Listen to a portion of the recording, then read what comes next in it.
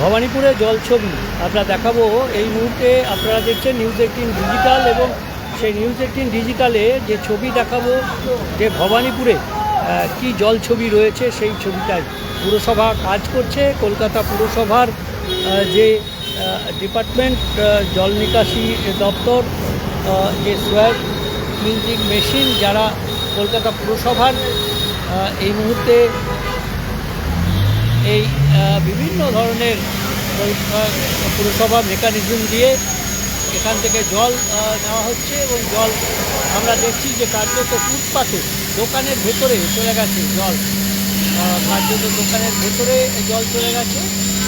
ফুটপাতের ছবি দেখছেন এই মুহূর্তে ভবানীপুরে আশুতোষ মুখার্জি রোডে দেখুন একেবারে দোকানের ভেতরে জল চলে গেছে, সেই ছবি আপনাদের দেখাচ্ছি। পাশাপাশি এই ফুটপাত সহ ভবানীপুরে বিস্তীর্ণ যেখানেই চোখ যাবে শুধু জল ছবি। এবং এই জলে জমা জলের কারণে কার্যত স্লো গতি একেবারে ভবানীপুর থেকে হাজরা মোড়ের পর থেকে একেবারে এক্সাইড মোড় পর্যন্ত কার্যত এই জমা জলের ছবি। সেই জমা জলে নাজেহাল মানুষজন, একেবারে জমা জলে কার্যত নিয়ে আসছেন আমরা দেখছি। দাদা একেবারে জমা জলে কার্যত নাস্তানাবুদ হতে হচ্ছে।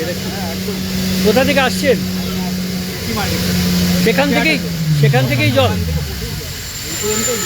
গাড়ি থেকে নামা যাচ্ছে না, প্যান্ট ভিজে যাচ্ছে, প্যান্ট গুটিয়ে যাবেন কোথায়? বাড়ি? আমি সামনেই যাবো, সামনেই বাড়ি। তাই পুরো রাস্তায় জলে জড়াবার। এই যে পুরসভা দেখছি কাজ করছে, জল নামছে কি? এখনো তো হয়নি, করছে নিশ্চয়ই, নাম চেষ্টা করছে। তাই মানে দুপুরের বৃষ্টিতেই একটু বৃষ্টিতে হলে তো 5:30 নাগাদ স্টার্ট হয়েছে, 15-20 মিনিটের বৃষ্টিতে জল। একদমই। অনেক ধন্যবাদ। আপনার নামটা? সঞ্জীব। ঠিক যেখানেই বাস থেকে নামছেন সেখানেই কার্যত জমা জল, একেবারে এক্সাইড পর্যন্ত জল থই থই ছবি, কার্যত জল থই থই ভবানীপুরের ছবি। আমরা দূরে দেখছি গাজা পার্কের ভেতরের দিকে, অর্থাৎ ভবানীপুরের ভেতরের দিকেও একই ছবি। ভেতরের বিভিন্ন রোড এই মুহূর্তে যা ছবি আমরা দেখতে পাচ্ছি, ভবানীপুরের বিভিন্ন জায়গাতে এই রকমই কার্যত জল ছবি। কলকাতা ট্রাফিক পুলিশ যারা রয়েছেন তারা এই বৃষ্টিতেই ছাতা মাথায় দিয়ে কার্যত ট্রাফিক সামলাচ্ছেন, কিন্তু ট্রাফিক অর্থাৎ যান চলাচলের গতি স্লথ হয়ে যাচ্ছে এই বৃষ্টির কারণে। একেবারে ভবানীপুর থেকে এক্সাইড মোড় পর্যন্ত ছোট ছোট গাড়ি যেগুলো স্কুটি, বাইক, সেখানে আরও বেশি অসুবিধার সম্মুখীন হচ্ছেন। সাধারণ যারা যাচ্ছেন, পায়ে হেঁটে যারা যাচ্ছেন, তাদেরও কার্যত এই জল ছবিতে কার্যত তাদের নাস্তানাবুদ অবস্থা। এই মুহূর্তে ভবানীপুর আশুতোষ মুখার্জি রোড, ঠিক গাজা পার্কের সামনে আমরা রয়েছি, আর সেখানে এভাবেই জল ছবি।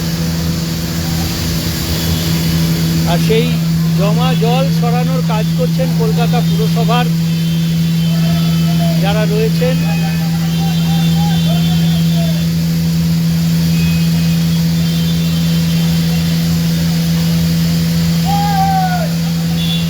এই মুহূর্তে আমরা দেখছি কলকাতা পুরসভার যে সোয়ারেজ ক্লিনজিং যে মেশিনগুলো রয়েছে।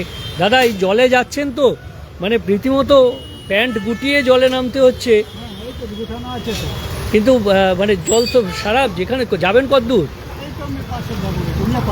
হরিয়াপাড়া যাবেন? হরিয়াপাড়াতেও তো জল জমে গেছে একদম।